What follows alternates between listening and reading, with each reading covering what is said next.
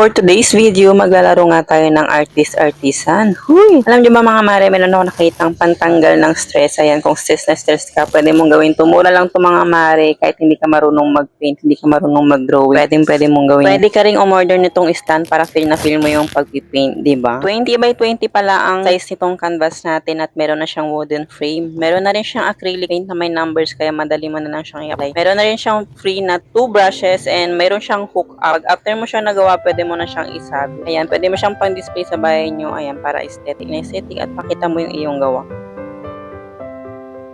Marami silang pagpipili ang design. Ito nga lang yung unang ginawa ko yung sunset kasi ayan, paborito ko nga yung sunset. So, itatry muna natin kung maganda nga yung kanyang kalalabasan. Ayan, pwede mo rin siyang ihalo sa konting water. Yung sa akin kasi medyo tinipid-tipid ko ng konti pero marami pala siya. So, ayan, malapit na natin matapos.